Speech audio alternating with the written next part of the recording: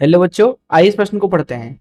एक भौतिक राशि P चार अन्य राशियों A, B, C तथा D से निम्न प्रकार से संबंधित है। P बराबर A की घात 3 B की घात 2 भागे CD के बराबर। राशियों A, B, C व D के मापन में प्रतिशत त्रुटियां क्रमशः 1%, 2%, 3% तथा 4% हैं।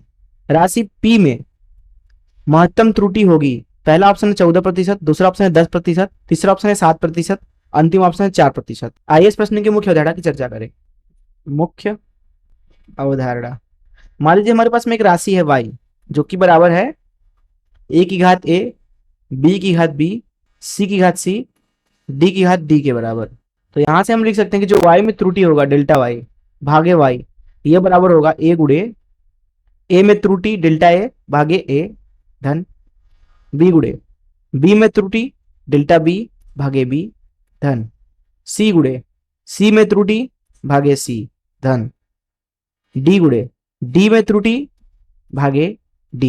तो यहां अगर हम दोनों तरफ 100 का गुणा कर दें तो हमें मिलेगा डेल्टा y भागे y गुणे 100, ये बराबर आएगा a गुणे डेल्टा a भागे a गुणे 100 धन b गुणे डेल्टा v भागे b गुणे 100 धन c गुणे डेल्टा c भागे c गुणे 100 धन d गुणे डेल्टा d भागे d गुणे 100।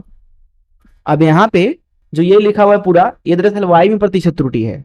ये पूरा लिखा हुआ है, ये a में प्रतिशत त्रुटि है, b में प्रतिशत त्रुटि, c में प्रतिशत त्रुटि, d में प्रतिशत त्रुटि। इसलिए यहाँ पे हम बोल सकते हैं कि जो प्रतिशत त्रुटि होगा y में, जिसको प्रतिशत डेल्टा y से प्रदर्शित कर देते हैं, ये बराबर होगा a गुणे a में प्रतिशत त्रुटि जिसको हम डेल्टा a प्रतिशत से बोल देते हैं धन b गुणे b में प्रतिशत त्रुटि जिसको डेल्टा b प्रतिशत से प्रदर्शित कर देते हैं धन c गुणे c जो है वो छोटा c है, c में प्रतिशत त्रुटि जिसको डेल्टा c से प्रदर्शित कर देते हैं धन d गुणे d में प्रतिशत त्रुटि जिसको डेल्टा d प्रतिशत से प्रदर्शित कर देते हैं। और यहाँ जो y में प्रतिशत त्रुटि है, तो इस मुख्य अवधारणा का इस्तेमाल करके आइए हम इस प्रश्न को हल करें।